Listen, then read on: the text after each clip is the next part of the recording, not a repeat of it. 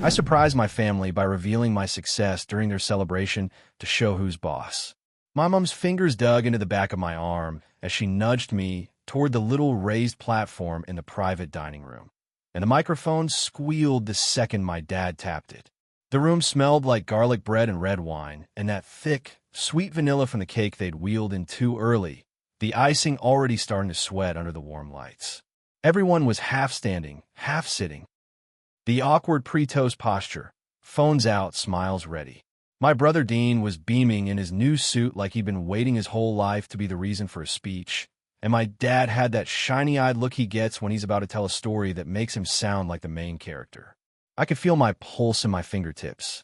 The stem of my water glass was slick from condensation, and my palms kept sliding on it like my body was trying to drop everything and run. Dad leaned toward me without turning his head, still smiling for the table. "Don't make this about you," he murmured, teeth barely moving. "Just stand there, clap, and let your brother have his moment." Then louder into the microphone. All right, everyone, quiet for a second." The chatter died in waves, and I caught the sound of cutlery being set down, a chair scraping, someone's laugh cutting off too abruptly.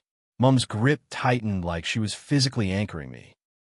Dean's fiancée, Kara, looked nervous in that polite way people look when they can smell tension but don't know where it's coming from. My dad lifted his glass. "Tonight," he said, "we celebrate Dean and Kara, and also how far our family has come." He paused, eyes sweeping the room until they landed on me. Some of us took a little longer to find our feet. A few people chuckled. My stomach dropped. "But look at us now," Dad continued, voice swelling. "Dean's buying a house. Kara's got the teaching job. And our Maya," his eyes locked on me, "well, Maya's finally doing all right too. She'll be able to help out. Won't you, love?" He tilted the mic toward me like he was handing me a cue. Mom's nails dug in through my sleeve.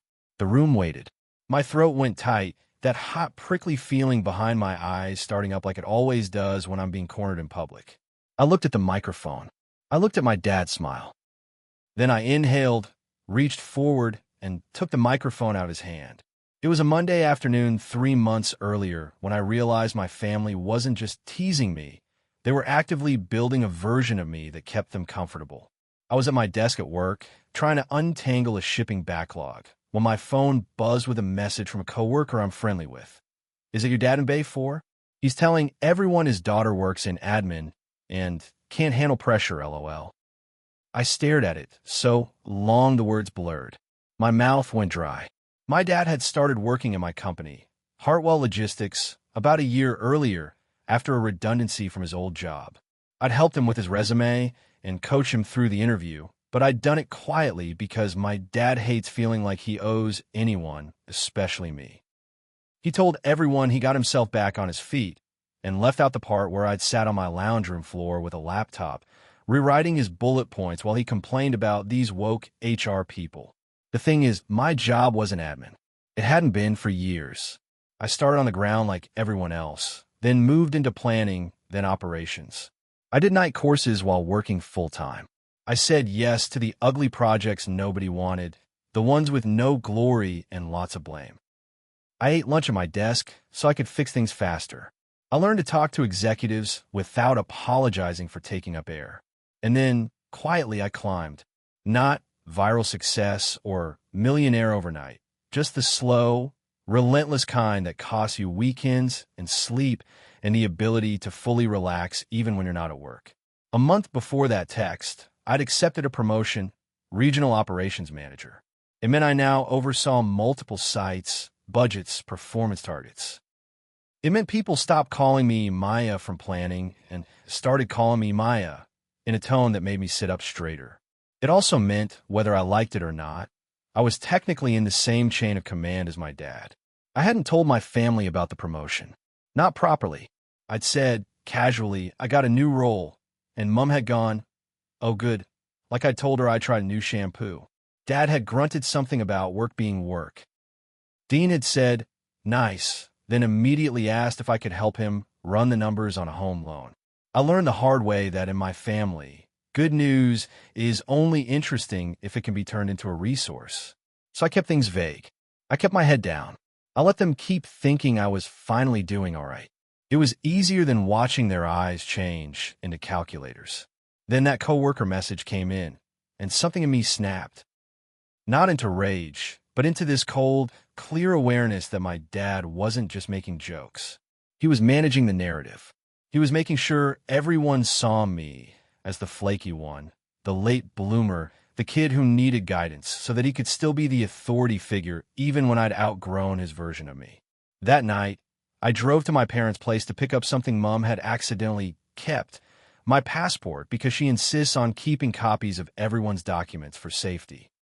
I stood in their hallway, looking at the familiar framed family photos, and I felt this nauseating mix of love and resentment. I could hear Dad in the lounge watching footy, yelling at the TV, completely relaxed, while I stood there like a guest in my own history. Mom handed me my passport with this little smile that always says, "See, I am helpful." Then she said, "Oh, and Dean's engagement dinner is next month. Your father wants you there early. He's planning something special." Planning something special. In my family, that never means something special for me. It means something special that will put me in a position where saying no makes me look like the villain. So I asked Mom, "What is it?" She waved her hand like I was being dramatic. "A toast, probably. A family moment. Don't stress." Then she added, too quickly, "Just don't argue with your father on the day." That's when I knew there was a plan, and it involved me being quiet. For context, Dean is my younger brother by 2 years, and he's always been the golden child in that subtle way families do without admitting they're doing it. Dean wasn't a bad kid. He was just easier for them to love. He played sport. He smiled in photos. He didn't challenge Dad. He didn't call Mom out when she guilt people. He didn't have opinions that made dinner awkward. He learned early that if he stayed in the lane they liked, he'd get the rewards, praise, support, forgiveness. I learned early that if I stayed in my lane, I get "you're so independent," which is a compliment that sounds sweet until you realize it's an excuse to not show up for you. I was the one who paid for my own textbooks. I was the one who worked weekends. I was the one who got told, "Don't be so sensitive," when I cried. Dean got told he's just a boy when he lashed out. I became competent because nobody else was going to keep my life from wobbling. Competence became my personality because it was the only thing that felt safe. And now, here we were in a private dining room at a fancy-ish place Dean and Kara chose. White tablecloths, dim lighting, a view of the river. Everyone dressed up, everyone ready to clap. And my dad using the microphone to remind the room that I was still, in his mind, the kid who owed him humility.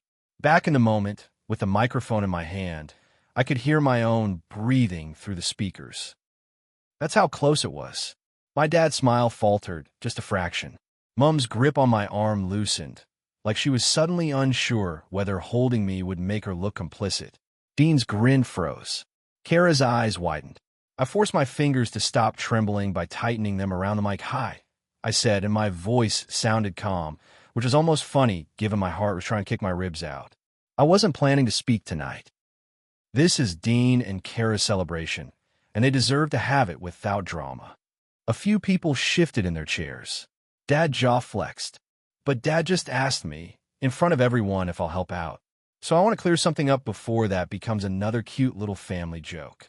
The room was silent in that way, where you can feel people holding their breath, waiting to see if they're about to be forced to witness something uncomfortable.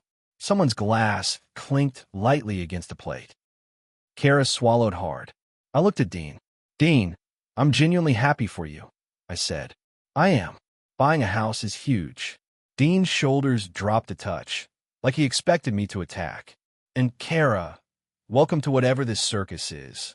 A few nervous laughs, small and quick, like people testing if it's safe to laugh. Then I looked at my dad. "But I'm not going to be volunteered for anything tonight," I said.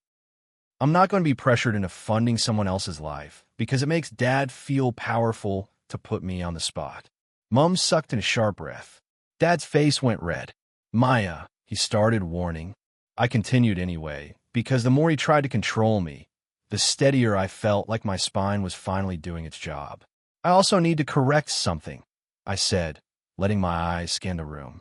Because apparently there's a story floating around that I'm finally doing all right. Like I've been lost, and Dad has been patiently waiting for me to catch up. My aunt on Mom's side, who loves my dad's jokes, shifted, uncomfortable. I don't talk about my work much, I said. Not because I'm ashamed, but because every time I share something good, it gets turned into either a joke or a demand.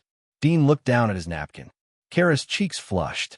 Mom's eyes went shiny, that pre-cry state she uses like armor. So here's the part Dad doesn't know how to say. I continued, voice steady, because it doesn't fit his version of me. I was promoted last month. I'm the regional operations manager for Hartwell Logistics. There was a small ripple of reaction. People who work in offices recognizing that title means something, people who don't recognizing that my tone meant it mattered. Dad's eyebrows shot up. What? He barked, loud enough that the mic picked it up and made it sound harsher. I nodded. Regional ops, I repeated, which means I oversee multiple sites, including, I paused because I could feel the room leaning forward now, including the site Dad works at. You could have heard a fork drop. Someone actually did make a little "oh" sound. Dean's head snapped up. Kara's mouth opened slightly. Mom's hand flew to her chest like she was shocked by a plot twist she helped write. Dad stared at me like I'd just spoken another language. No, he said, half laughing, half angry. That's no. I kept my gaze on him. Yes, I said, and I'm saying it here because you keep telling people I'm an admin and I can't handle pressure when you know absolutely nothing about what I do. You've been using me as a punchline for years to make yourself feel bigger. Dad's face hardened. I was joking, he spat. I nodded once. Sure, I said, and I'm telling you, I'm not the joke. Mom made a small sob sound. Dad looked like he wanted to rip the microphone out of my hand. I didn't stop there because I knew how this would go if I didn't make it clear. If I handed the mic back now, Dad would turn it into Maya's having a moment, and everyone would be pressured to laugh and move on. The narrative would reset. I needed to close the loop. So, I said, voice firm, no, I will not be helping out with Dean's deposit or his mortgage or his renovations or whatever help Dad planned to announce for me. I glanced at Dean. Dean, if you want help, ask me privately like an adult. Don't let Dad volunteer me like I'm an extra credit card. Dean's face went tight. Maya, come on, he muttered, embarrassed. I softened just a fraction. I love you, I said quietly. That's why I'm not letting this become a pattern you benefit from too. Kara blinked rapidly, like she was processing that she'd just been given a front row seat to something she hadn't signed up for. Dad stepped forward, voice low. Give me the mic, he hissed. I held it a little closer and said, not yet. A couple of relatives looked like they might faint. Someone near the back coughed. The waiter froze by the door holding a tray, like he didn't know if he should leave or stay. There's one more thing, I said, and my throat tightened because this part was both petty and necessary. Dad, you've been calling me unreliable. You've been telling people I'm finally doing okay. You've been implying I owe you gratitude for. What? Not sabotaging me harder. I shook my head. I've been paying my own bills since I was 18. I helped Mom with her car loan when she was short last year. I covered Dad's rego when he missed a payment. I did it quietly. I didn't announce it, because I didn't want to embarrass you. Mom's eyes widened, horrified. Dad's face flickered, shock, then anger, then that defensive pride that can't stand being seen. And you know what I got for that? I asked, not rhetorically, because the answer sat heavy in my chest. Jokes. Stories. People at your job laughing about me. Dad's mouth opened. That never. It did, I said flatly. I have screenshots. That line, screenshots, made a few people inhale like they expected me to start projecting evidence onto the wall. I didn't. I wasn't trying to torch the whole building. I just wanted the truth to exist in the room for once. Then I did the part that actually surprised them. I smiled, small and calm, and said, also, Dean and Kara, your dinner's on me tonight. Dean blinked. What? Mom gasped. Dad whipped his head toward Mom, like, did you know about this? I lifted the mic slightly, letting my voice carry. I already paid the bill, I said. Not because Dad told me to. Not because I was pressured. Because I want to give you a gift, and I didn't want it to become a bargaining chip. I looked at Dad again. And because I can. without it hurting me. Dad looked like he'd been slapped. It was the first time in his life he'd seen me choose generosity on my own terms, in front of witnesses. He couldn't frame it as me being selfish. He couldn't frame it as me being broke. He couldn't frame it as him controlling me. It just was. And that, honestly, was the whole point. I handed the microphone back to the stand gently, like I wasn't throwing a tantrum, like I hadn't just cracked the family's favorite story in half. I turned toward Dean and Kara, forced my face into something softer, and said, "Congratulations." Seriously. Then I stepped off the platform and walked back toward my seat on legs that felt slightly disconnected, like my body was running on delayed instructions. The room didn't instantly explode into yelling. That's not how it happens in real life. In real life, people freeze first. They blink. They look at each other. They try to decide whether they're allowed to react. My dad stood there, glass still raised, then slowly lowered it. His lips moved like he was trying to form a sentence that didn't make him look bad. Mom dabbed at her eyes with her napkin like she was the victim of my honesty. Dean stared at the table, jaw clenched, and Kara looked like she wanted to disappear under the tablecloth. Then the murmurs started. Not loud, just little whispers at first. My cousin Nina leaned toward me and whispered, "Holy," then stopped herself because she was in a nice dress and wasn't sure if swearing was allowed at an engagement dinner. Her hand slid under the table and squeezed my knee once, quick and supportive. Across the room, my uncle, who has never been impressed by my dad, raised his eyebrows at Dad in a way that said, well, well. My aunt, who usually laughs at Dad's jokes, looked suddenly very focused on her wine. The waiter reappeared, cautious, and quietly asked Kara if they still wanted the cake served now or later, like he was trying to restore normality with dessert. Dad followed me to my seat, his face tight. "What the hell was that?" he hissed, staying just close enough to feel like pressure, but not loud enough for the room to hear. I looked up at him. My hands were still trembling slightly, but my voice stayed calm. "That was me refusing to be humiliated on a schedule," I said. "You embarrassed me," he snapped. I nodded once. "You tried to embarrass me," I replied. "I just didn't let you." Mom leaned in from the other side, eyes wet, whispering like she was calming a bomb. "Maya, please. Tonight is not." Tonight became this when Dad decided to use me as a prop, I said quietly. Dean finally looked up, anger flickering behind embarrassment. "Why couldn't you just talk to us after?" he muttered. I held his gaze. "Because I've tried after for years," I said. "And after turns into stop being dramatic and nothing changes." Kara swallowed, voice small. "I didn't know," she said, and she sounded genuinely shaken. I softened toward her immediately, because none of this was her fault. "I know," I said. "I'm sorry you're in the middle of it. Welcome to the family." That got a tiny, strained laugh out of Nina, which helped more than it should have. The rest of the dinner limped along. People tried to pretend it was normal. The cake was served. Photos were taken. Dee made a speech that sounded slightly hollow. Dad's jokes didn't land the way they usually did. Mom kept touching my arm and whispering please like a prayer. When it was finally over and everyone spilled out into the car park, Dad cornered me near my car. The air was cool and smelled like exhaust and river water. The bright car park lights made everyone look washed out and tired. "You think you're better than us," Dad said, low and furious. I unlocked my car with a beep that sounded too loud in the quiet. "No," I said.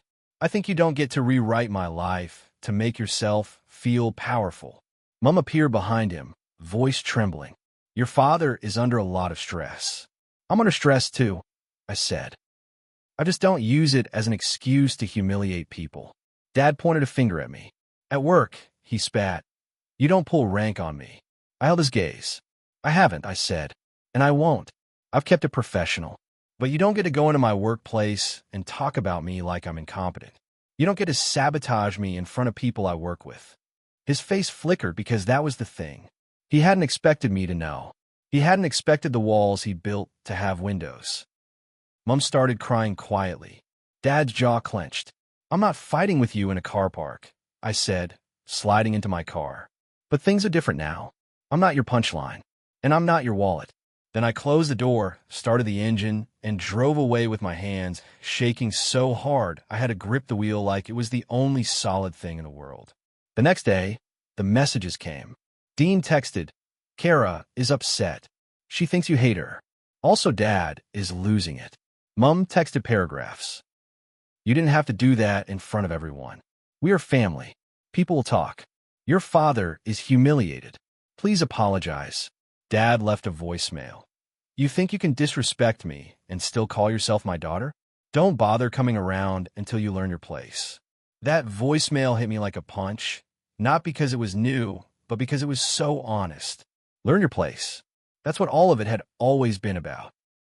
I sat on my couch with my work laptop still in my bag, shoes kicked off, the smell of the restaurant still stuck in my hair, and I felt this messy mix of relief and grief. Relief because I'd finally said it. Grief because you don't expose a lie without losing the comfort of pretending the relationship was better than it was. I replied to Dean first because, despite everything, he's my brother. I don't hate Kara. I'm sorry she got caught in it, but I'm not apologizing for refusing to be used. Then I replied to Mom, "Dad humiliated me first. I'm done being quiet. I love you, but I'm not doing this anymore." I didn't reply to Dad. 2 weeks later, something quietly satisfying happened. Not dramatic, not viral, just real. My dad stopped making jokes at work. Not because he suddenly respected me, but because the truth had consequences now. People knew. A couple of coworkers who'd heard him run his mouth started treating me with this slightly awkward politeness, like they were embarrassed on his behalf. One of the supervisors pulled me aside and said, "If anything weird comes up with your dad, let me know." I said, "Thank you," and went back to my day.